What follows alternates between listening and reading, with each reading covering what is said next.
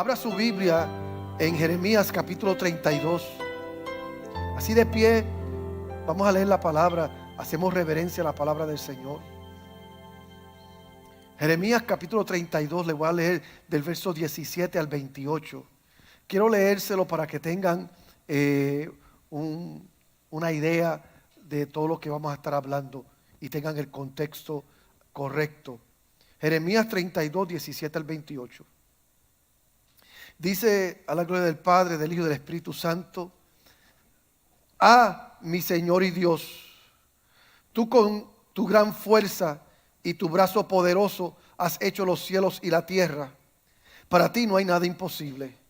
Muestras tu gran amor a multitud de generaciones, pero también castiga la maldad de los padres en sus descendientes. Oh Dios, grande y fuerte, tu nombre es el Señor de los ejércitos. Tus proyectos son grandiosos y magníficas tus obras. Tus ojos observan todo lo que hace la humanidad para dar a cada uno lo que merece según su conducta y los frutos de sus acciones. Tú hiciste señales milagrosas y prodigios en la tierra de Egipto y hasta el día de hoy los sigues haciendo, tanto en Israel como en todo el mundo. Así te has conquistado la fama que hoy tienes. Tú sacaste de Egipto a tu pueblo con gran despliegue de poder, señales milagrosas, prodigios y gran terror. Diste a Israel esta tierra donde abunda la leche y la miel, tal como se lo habías jurado a sus antepasados. Pero cuando entraron y tomaron posesión de ella, no te obedecieron, ni acataron a tu ley, tampoco hicieron lo que habías ordenado. Por eso les enviaste toda esta desgracia. Ahora las rampas de ataque han llegado hasta la ciudad para conquistarla. A causa de la espada, el hambre y la pestilencia, la ciudad caerá en manos de los babilonios que la atacan. Todo lo que habías anunciado se está cumpliendo. Tú mismo lo estás viendo. Mi Señor y Dios, a pesar de que la ciudad caerá en manos de los babilonios, tú me has dicho: cómprate el campo al contado y presencia de testigos. Entonces vino la palabra del Señor a Jeremías: yo soy el Señor, Dios de toda la humanidad. ¿Hay algo imposible para mí? Por eso, así dice el Señor: voy a entregar esta ciudad en manos de los babilonios y de Nabucodonosor, su rey, y él la tomará. Pueden sentarse. Yo le voy a predicar hoy bajo el tema: el Dios capaz. El Dios capaz. Y quiero decirle algo. Yo iba a comenzar este mensaje con una pregunta. Una pregunta simple. Una pregunta de 3 palabras. Que usted pensaría que invitaría a una simple respuesta de un sí o no. Así iba a comenzar este mensaje yo, con una simple pregunta sí o no. Es una pregunta que hace años tras años las encuestas de Gallup, las encuestas de Harris, las encuestas de Barna Group, encuestas como la encuesta de religión de Baylor, la encuesta de identificación religiosa estadounidense, la encuesta social general y muchas otras encuestas que por una década o más se han dado a la tarea de identificar la actitud religiosa tanto de nosotros aquí en este país como en el extranjero, y que han concluido que se debe hacer un enfoque completamente nuevo a esta cuestión antigua, y que ahora quizás no es tan simple la pregunta. ¿Cuál es la pregunta? ¿Crees en Dios? ¿Verdad que a simple vista esa pregunta, ¿crees en Dios?, rinde una respuesta sí o no, así de sencillo. Pero todas las encuestas y todas estas entidades que han hecho investigaciones por más de una década, lo que encontraron fue algo bien revelador. La buena noticia es que aquí en Estados Unidos el 80% de la gente dicen creer en Dios. Eso es bueno. Quiere decir que de 100 personas, 80 dicen que creen en Dios. La mala noticia es que solo 56% de esos que dicen creer en Dios creen en el Dios de la Biblia. Y solamente una tercera parte creen que ese Dios es superior a todo. Y eso es bien alarmante. Porque entonces no es simplemente preguntar, ¿crees en Dios? Es preguntar, ¿crees en Dios como le enseña la Biblia? Y usted se va a sorprender de cuánta gente tiene problema con eso.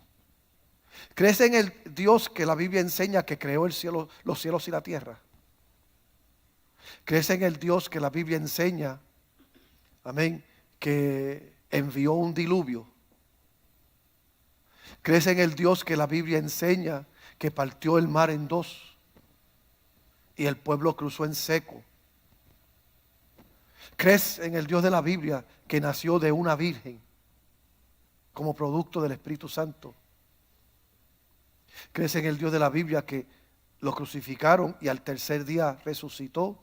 ¿O es simplemente un cuento? ¿Crees en el Dios de la Biblia que dice, vuelvo otra vez, por segunda vez a esta tierra?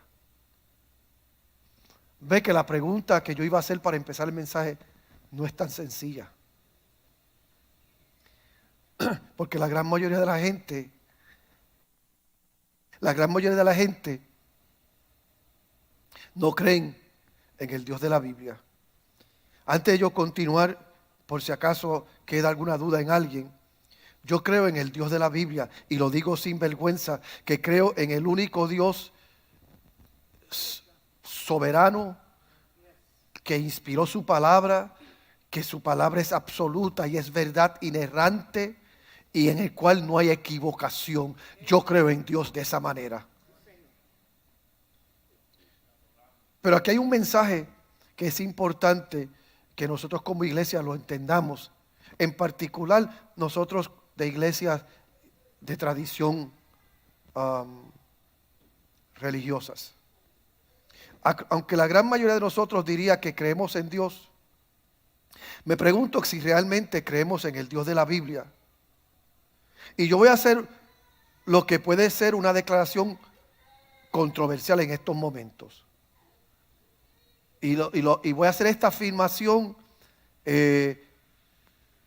bajo la premisa de lo que yo les predico a ustedes. ¿Verdad que ustedes me han escuchado decir ustedes, o le crees a Dios para todo o no le crees para nada? ¿Cuántos me han escuchado decir eso? ¿O le crees a Dios para todo o no le crees para nada? Pues yo voy a llevarlo un poquito más allá. Yo estoy completamente convencido de que Dios preferiría que ni siquiera creyeses en Él en absoluto, que creer en Él como algo menos que el Dios de la Biblia. Yo creo que, en mi opinión personal, que para Dios sería mejor que tú no creas en Él, a que creas en Él, pero teniéndolo y reduciéndolo a algo menos del Dios omnisciente, omnipotente y omnipresente que es Él. Pastor, ¿por qué usted dice eso? La Biblia habla y dice que los demonios creen y tiemblan. Así que nuestra fe en Él debe ser una fe o absoluta en Él y en la verdad de quién es Él, porque cualquier otro tipo de fe es una fe comprometida.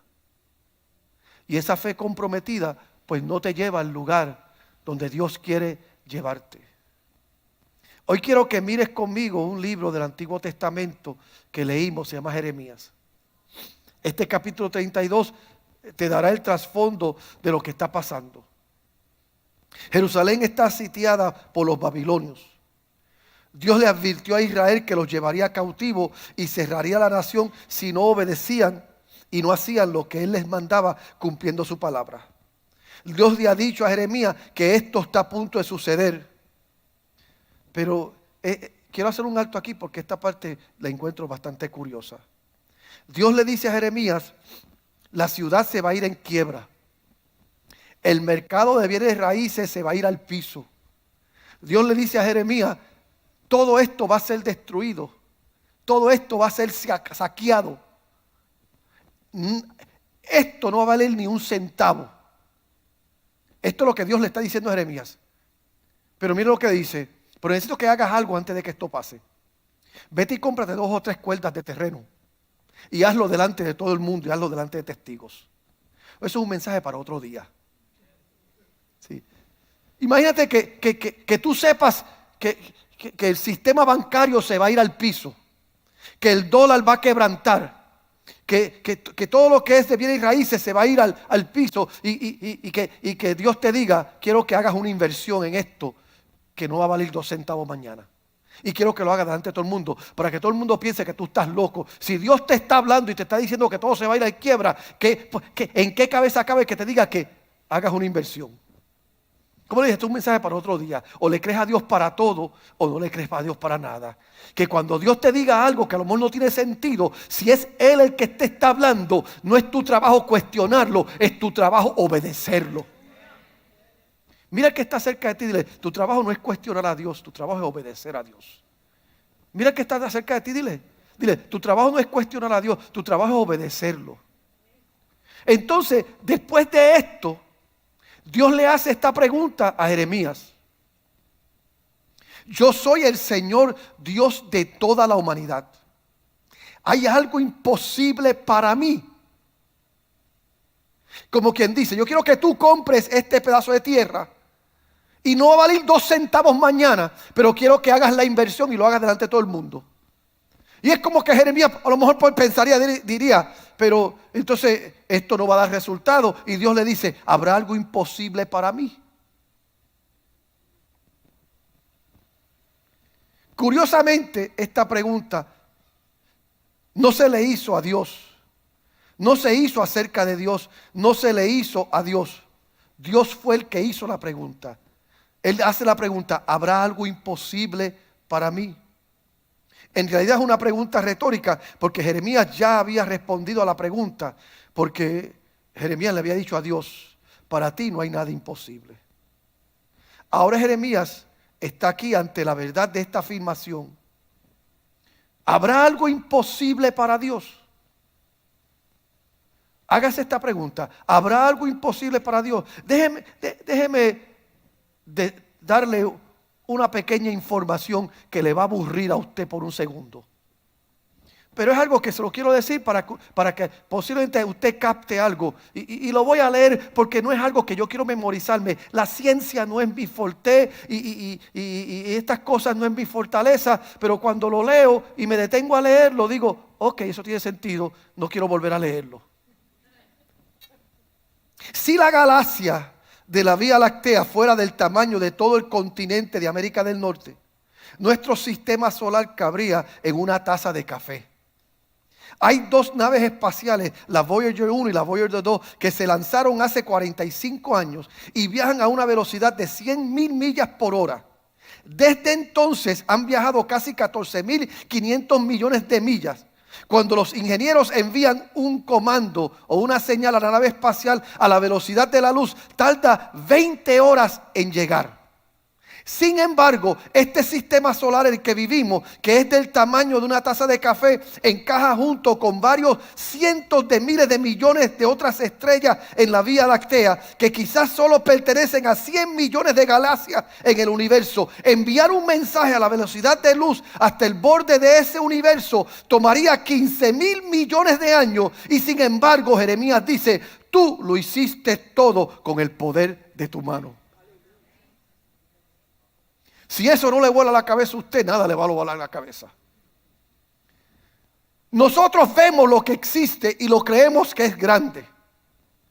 Mas sin embargo, esto que nosotros vemos que existe, que está a la luz de nuestros ojos, es insignificante, cabe en la taza de un café comparando a todas las galaxias y todas las estrellas que existen. Y la Biblia dice que Dios creó todo eso con el poder de su mano. Denle un aplauso a Dios. No hay nada demasiado difícil para el Dios de la Biblia. El Dios de la Biblia es el Dios capaz. De esa declaración quiero darle 4 aplicaciones prácticas que al salir de la iglesia hoy usted se la puede llevar con usted para el trabajo, para la escuela, para su casa o para cualquier lugar donde usted quiera ir. que si usted las aplica a su vida, les va a dar confianza para enfrentar cualquier cosa que se presente en su vida. Número 1, no hay promesa tan grande que Dios no pueda cumplir. Grábese eso. No hay promesa tan grande que Dios no pueda cumplir. Jeremías se refiere a una promesa que Dios hizo siglos antes de lo que él estaba viviendo. Mire cómo él dice: tú sacaste de Egipto a tu pueblo con gran despliegue de poder, señales milagrosas, prodigios y gran terror. Jeremías está hablando de una promesa que Dios había hecho cientos de años antes. Everett Storms era maestro de escuela en Kitchener, Ontario, y había leído la Biblia durante 26 años seguidos. Y en el año número 27 decidió reducir la velocidad de cómo leía la Biblia y se dio la tarea de sumar todas las promesas de la Biblia. Y le tomó 1 año y medio. Y esta fue la conclusión de este hombre. Él concluyó que hay 7,487 promesas que Dios ha hecho específicamente a la humanidad. Piensa eso, 7,487 promesas que Dios ha hecho específicamente a la humanidad. ¿Y sabe lo que yo digo a eso? Puedo decir con un 100% de confianza que Dios ha cumplido, está cumpliendo o va a cumplir cada una de ellas. Porque Él es el Dios que cumple promesas. ¿Cuántos de ustedes han hecho alguna vez una promesa que usted no ha cumplido? Sea honesto. ¿Cuántos de ustedes alguna vez ha hecho una promesa que no ha cumplido? Mire, yo voy a decir como dice mi mamá: yo pongo mi cuello en un picador, que cada uno de ustedes en algún momento de su vida ha hecho una promesa que no ha cumplido.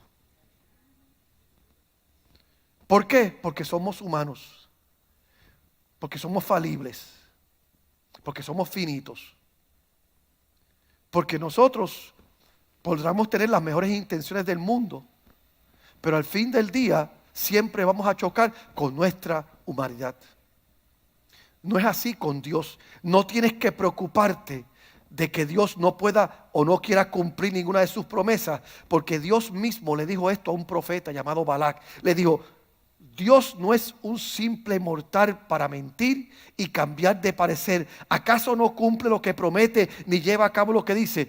En la versión antigua, Dios no es hijo de hombre para que mienta, ni hijo de hombre para que, no es hombre para que mienta, ni hijo de hombre para que se arrepienta. Dios es Dios.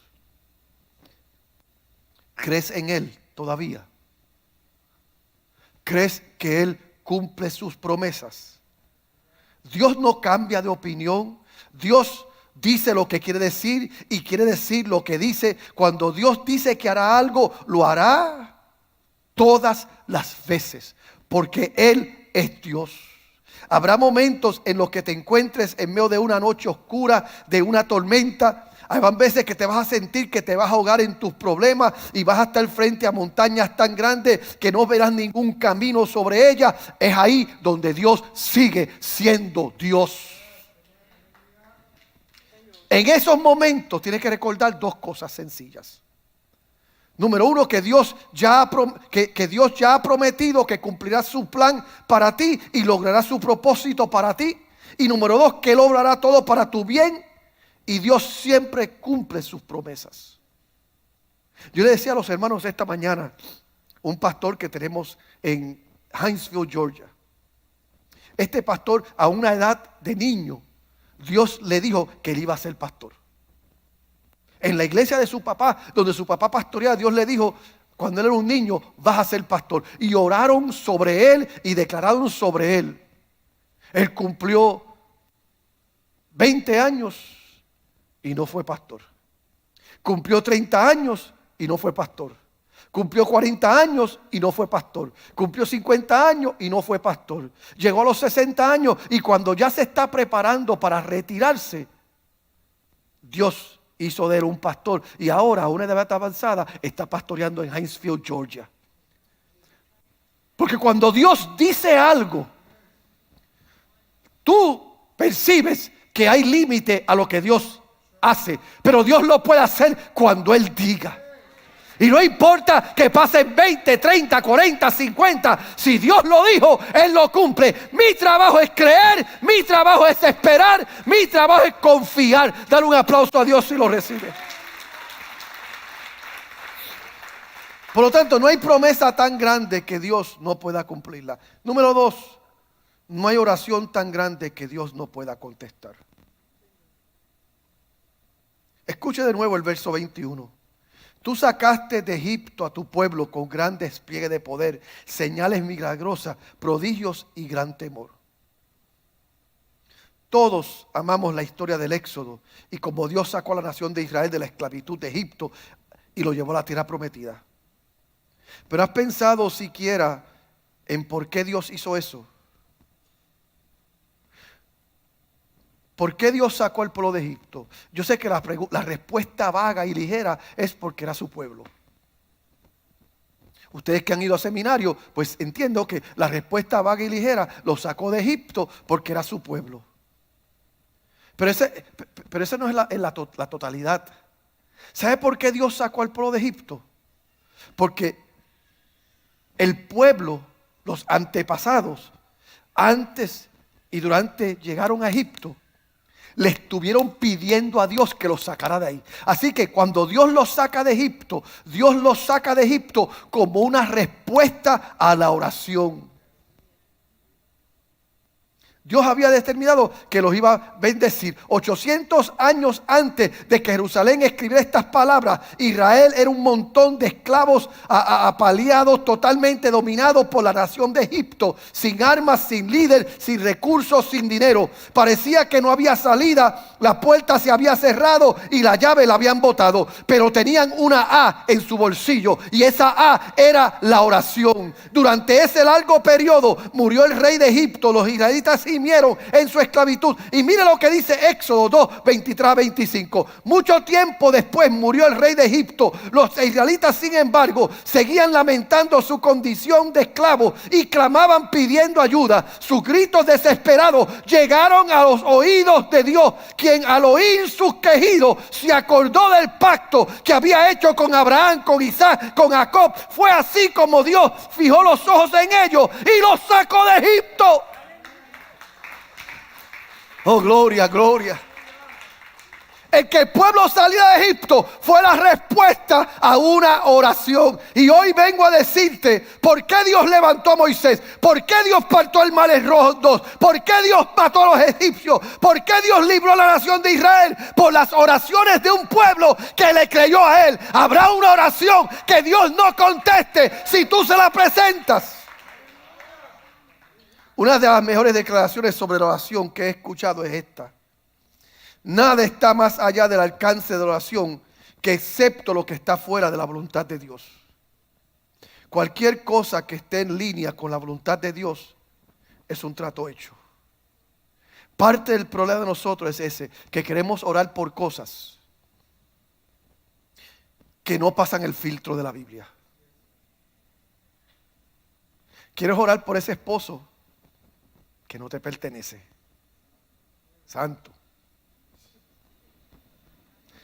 ¿Quieres orar por esa mujer que no te pertenece, que es de otro? ¿Quieres orar para sentirte bien en tu sexualidad cuando la identidad que estás abrazando ofende a Dios? Porque la Biblia enseña que varón y hembra los creó Dios. ¿Quieres orar por situaciones que cuando Dios las ve y son filtradas por la palabra, no tienen el sello de aprobación? ¿Cuántos de ustedes tienen hijos aquí? Levanten la mano. ¿Verdad que si su hijo le pide a usted algo que usted sabe que está dentro de la capacidad y dentro del carácter moral de usted mueve tierra y cielo para ayudárselo a su hijo?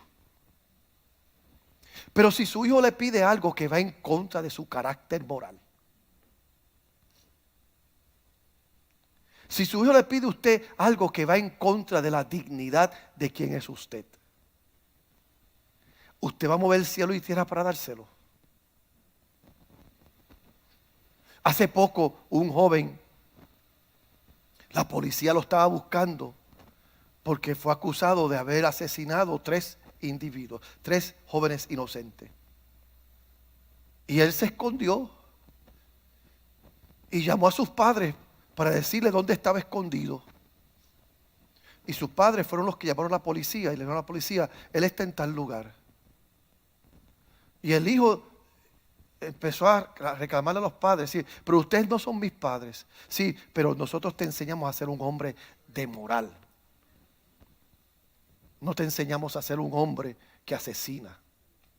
Y tú nos pediste que hiciéramos algo que iba en contra de nuestro carácter. Ese es el dilema que tenemos hoy. Que tenemos una generación que insiste en orar y creer en oración, pero insisten en orar y creer en la oración de acuerdo a los caprichos de ellos, no filtrados por la palabra. Dios contesta cualquier oración que esté alineada a su palabra. Y si lo que usted está orando está alineado a esto, pues es un trato hecho. Dios lo va a hacer. Dios quiere sanarte, Dios quiere restaurarte, Dios quiere prosperarte, Dios quiere bendecirte, Dios quiere libertarte para su gloria. O dale ese aplauso a Él.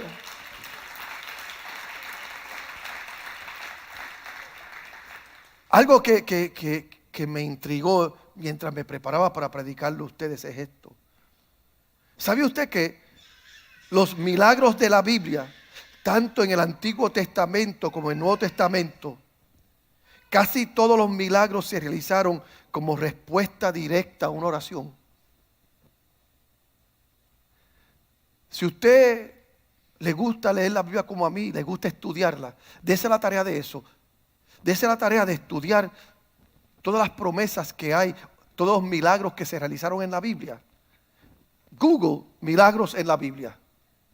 Sí, vaya a Google y en eso Google le puede ayudar.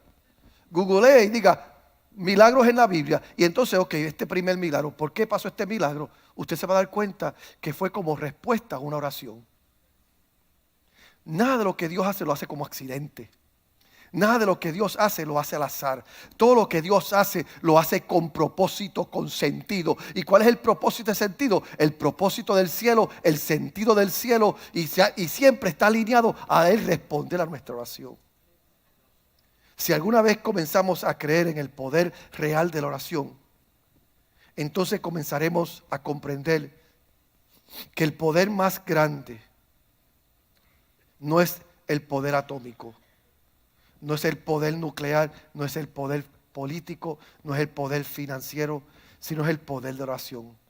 La oración puede hacer cualquier cosa que Dios pueda hacer, y porque Dios puede hacer cualquier cosa cuando ora, cualquier oración que esté de acuerdo a la voluntad de Dios, Dios la va a contestar. Ahora, la única oración que Dios no puede contestar, y tengo que ser honesto con esto, aparte de aquella que está desconectada a su voluntad, es la oración que nunca se hace. Si no oras, es como el individuo que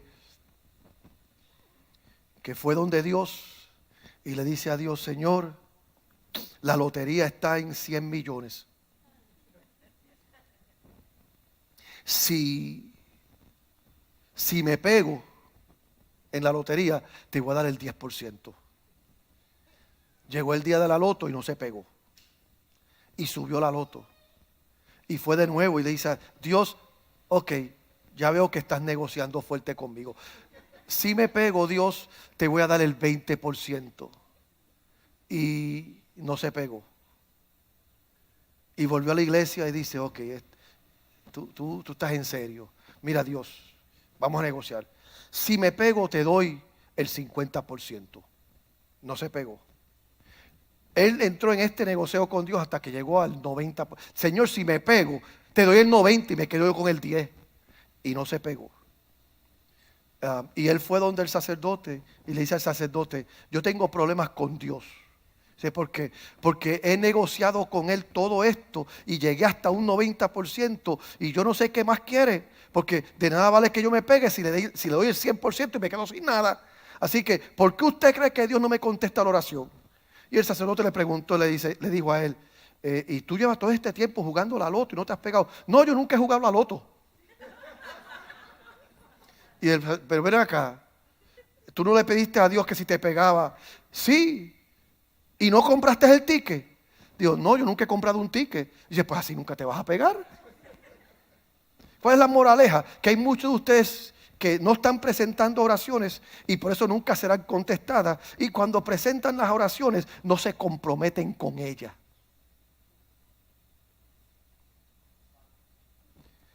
¿Cuántos de ustedes se han comprometido con las oraciones que ustedes hacen? Que usted le dice a Dios, Dios, te presento esta situación y me comprometo contigo. ¿Sabe qué? Voy a tirarle una crítica a ustedes los pentecostales, a ustedes. Una crítica a ustedes los pentecostales. Ustedes los pentecostales critican mucho a los hermanos católicos. Pero algo bien diferente a muchos de los hermanos católicos, nosotros los pentecostales, los católicos tienen sus penitencias. Los católicos tienen sus compromisos de fe. Y ellos hacen unas oraciones y le dicen, ¿sabe por qué hasta el día de hoy yo no puedo beber café? Porque mis viejos, yo me enfermé, esta es la historia que me contaron a mí.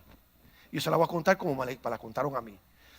Yo me enfermé de muerte cuando yo era un bebé recién nacido y mis viejos eran católicos y mis viejos me llevaron a la iglesia y le dijeron a Dios, si Él vive, nunca le daremos café. Ríase, pero esa fue la promesa que hizo mi vieja. Si Él vive, nunca le daremos café, porque en mi familia todo el mundo es cafetero. Y yo me acuerdo de yo criándome, estaban haciendo café y yo me iba a la cocina porque me atraía el olor a café y me decía, muchachos, salte aquí, que tú no puedes estar al lado de esto, que Dios, tú estás vivo por la misericordia. Ellos se comprometieron y lo cumplieron. Y por eso yo le cogí asco al café porque me regañaron tanto que yo asociaba el olor a café con regaño. Y hasta el día de hoy no soporto el olor de café. Porque ellos hicieron una promesa y se comprometieron con esa promesa. Y déjeme decirle, aún después de adultos, algunos de los viejos que están vivos todavía, todavía ellos se acuerdan de eso. ¿Cuántos de ustedes se han comprometido con sus oraciones? ¿Cuántos de ustedes han orado a Dios, han clamado a Dios y le dicen a Dios, Señor, me comprometo contigo que si tú me bendices con este trabajo, siempre daré mis diezmos, que si tú salvas a mi hijo, siempre iré con él a la iglesia, que si tú sanas a mi familiar, nunca dejaré de testificar que tú lo sanaste? Dios está buscando un pueblo que cree que Él contesta las oraciones y que sabe que no hay oración tan grande que Él no pueda contestar. Pero por amor a Dios, ore. Crea en el poder de la oración. Abrace el poder de la oración. Entienda que no hay imposible para Dios. Y la forma de nosotros comunicarnos con Dios es a través de nosotros doblar nuestras rodillas, levantar nuestras manos, rendir nuestro corazón y hablar con Dios. No hay promesa tan grande que Dios no pueda cumplir. No hay oración tan grande que Dios no pueda contestar. Y número 3, no hay problema tan difícil que Dios no pueda resolverlo. Dios no solo es omnipotente y puede hacer cualquier cosa, sino que también es omnisciente y lo sabe todo. Y escucha esta declaración. Grandes son vuestros propósitos y poderosas vuestras obras. Vuestros ojos están abiertos a los caminos de toda la humanidad. Recompensas a cada persona. A Dios no se le escapa una. Dios ve todas las cosas, oye todas las cosas y sabe todas las cosas. Si Dios sabe todo y Dios puede hacer cualquier cosa, entonces es lógico que no haya ningún problema tan difícil que Dios no pueda resolverlo. Vuelvo y repito, el problema de nosotros es que nosotros tratamos de encajonar a Dios y de ponerlo en, ok, esto Él lo puede hacer, pero esto no. No es imposible para Dios. Se te debe decirlo en voz alta, no es imposible para Dios. No es imposible para Dios. Y te diré por qué eso es tan importante para todos nosotros, de que no es imposible para Dios. Te daré 2 razones. Número 1, porque todos tenemos problemas. Todos. Y de hecho, si hay alguien aquí que cree que no tiene problema, ese es tu mayor problema. Si tú estás aquí y tú te crees que esto no es para ti, que tú no tienes ningún tipo de problema, ese es tu mayor problema. Número 2, todos tenemos problemas que solo Dios puede resolver. De hecho, les diré un problema con el que nacen todos los hombres que no pueden resolver, y ese es el problema del pecado. El pecado es un problema que solo Dios puede resolver. Es una enfermedad que solamente Dios puede sanar. Anteriormente, en este mismo libro, Jeremías dio una de las analogías más famosas de la Biblia. Mira lo que dice en el verso 23 del capítulo 13. ¿Puede el etíope cambiar de piel o el leopardo quitarse sus manchas? Pues tampoco ustedes pueden hacer el bien, acostumbrados como están a hacer el mal. ¿Saben lo que está diciendo Jeremías? Que todos nosotros somos pecadores. Que todos nosotros tenemos problemas. Que el que no padece de una cosa, padece de la otra. En Puerto Rico dicen que el que no tiene dinga, tiene mandinga. El que no tiene algo de indio, tiene algo de africano. Y lo primero que tú tienes que hacer para acercarte a Dios, creyendo en Él completamente, es reconocer y aceptar que tú tienes problemas. Y como tienes problemas, tienes que ir donde Dios y acercarte a Él, no con tu religión, no con tus títulos, no con tus logros. Y este es para todos nosotros que estamos aquí y que conocemos esto de Iglesia Ya. ¿Será posible que llevamos tanto tiempo sirviéndole a Dios que entramos por las puertas del templo sin alabanza, sin acción de gracias? Porque ya esto es tan familiar para nosotros. ¿Será posible que en nuestra religiosidad, ya yo soy líder, ya yo soy cosecha, venimos aquí y llegamos ante Él y lo hacemos desde un lugar de arrogancia, desde un lugar de conformismo? Y cuando Dios nos mira, no puede escucharnos, no puede responder, porque nos estamos alineando a la par con Él. Yo me acuerdo una vez, y no voy a decir quién, pero yo me acuerdo, esto pasó como 23 años atrás. Yo llegué a una iglesia aquí, yo acababa de mudarme aquí a la Florida, y el predicador que estaba al frente estaba hablando de que él conoció a su esposa cuando ella tenía 12 años, 11 años, y que Dios le dijo a él que esa iba a ser su esposa. Eso fue un disparate. Porque yo dije, este tipo hay que meterlo preso. Y yo esperé y me casé con ella. Y al lado mío había una jovencita que tenía como 11 años y se me paró al lado. Y parece que yo le caía bien a ella. Y parece entonces yo estaba soltero y me dijo, yo soy casi del alto tuyo. Y yo sé lo que me quiso decir. Yo le dije, mira muchacha, recógete. Así le dije, mira muchacha, recógete, ¿quién tú te has creído? Tú eres una nena. Y yo, hermano, ¿me puedes sentar allá? Yo no quería sentarme al lado de ella. Hay veces que nosotros venimos a Dios y nos creemos, yo soy hombre. Y como soy hombre, pues si una mujer me mira, pues yo la voy a mirar. O yo soy mujer y si un hombre se pone conmigo, pues yo le voy a salir. No, es que yo soy latino y si alguien me la hace, yo soy peruana y soy peruano. Y ¿qué importa quién tú eres? ¿Acaso vas a poner tú, quién tú eres, a la par con Dios y pretender que puedes afirmarte ante Él? Lo primero que tú tienes que hacer, si quieres ver, quieres oír, quieres sentir a Dios, quieres saber que Él es real en tu vida, lo primero que tienes que hacer es que cuando lo veas, reconocer la santidad de Él. Y esa santidad revela tu pecaminosidad y tú te rindes ante Él arrepentido. Pero hoy no hacemos eso. Incluso hoy tenemos gente en la iglesia que yo los he oído. Señor, tú tienes. y le ponen demandas al trono de Dios con arrogancias, como si Dios fuese un niño demandado, cuando Él es Dios todopoderoso. ¿Tú tienes problemas de dinero? ¿Tienes problemas de matrimonio? ¿Tienes problemas emocionales, psicológicos, sociales? Dios puede resolverlos. Pero tienes que aprender a rendirte ante la majestad de Él, sabiendo la grandeza que Él es, de quién es Él. Quiero volver a algo que acabo de decir, para probarte que no tienes un problema que Dios no pueda resolver. El mayor problema que enfrentamos como raza humana es esto. ¿Cómo puede un ser humano imperfecto, injusto y pecador entonces tener una relación con un Dios perfecto? Ese es un problema. ¿Cómo nosotros, humanos, imperfectos, injustos?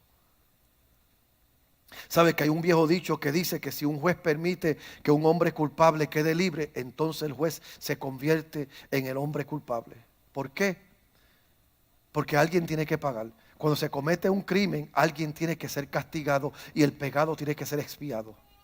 Entonces vuelve la pregunta, ¿cómo puede Dios perdonar el pecado, justificar al pecador, hacer borrón y cuenta nueva y aún mantener su integridad siendo Dios?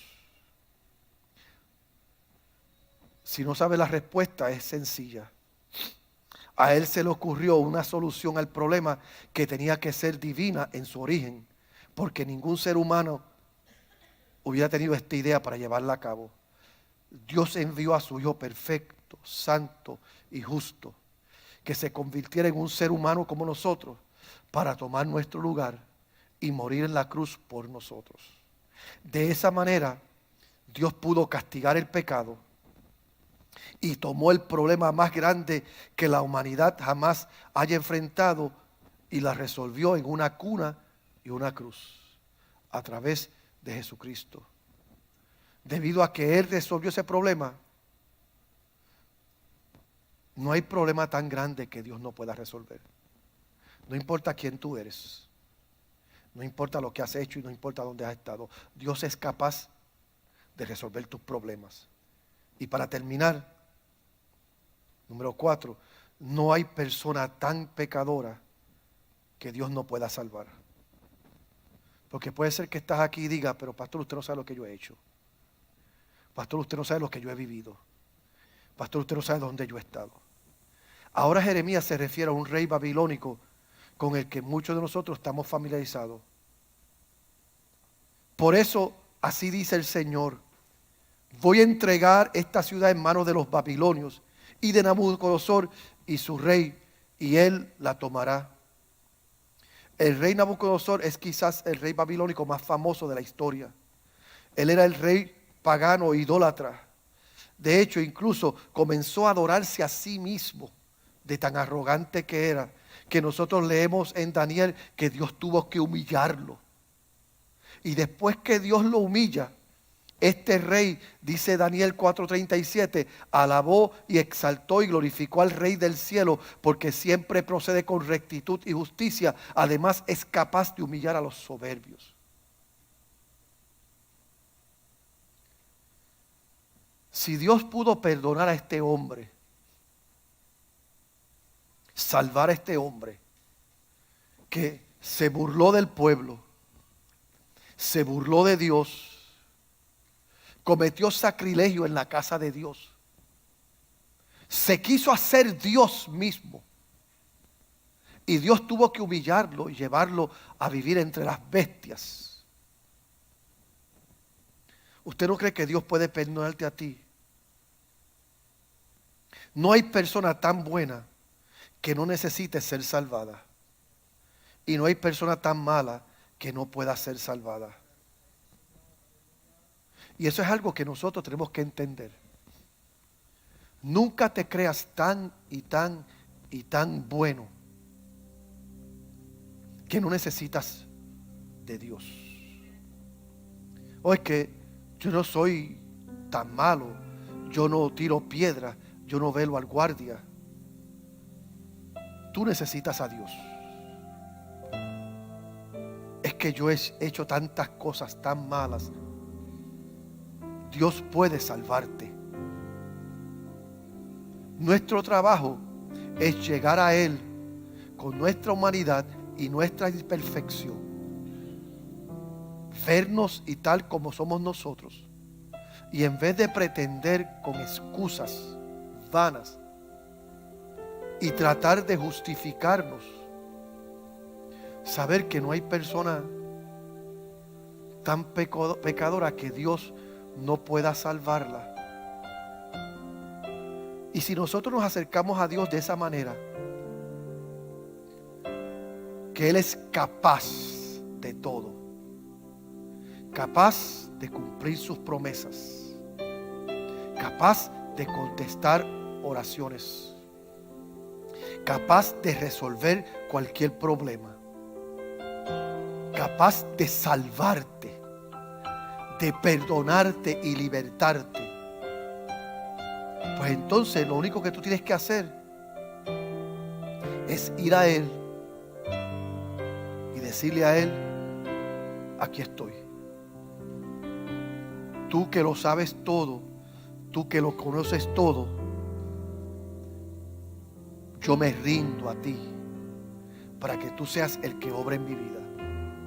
Oh, si nosotros hiciéramos eso con más diligencia, si hiciéramos eso con más compromiso, si hiciéramos eso con más reverencia, si hiciéramos eso con más humildad, ¿habrá algo imposible para Dios? ¿Podrá Dios resolver, responder y obrar? Claro que Él puede. Lo que tienes que hacer es hablar con Él, a sincerarte con Él y mirarlo a Él y creer en Él, sabiendo quién es Él. Yo te invito a estar de pie.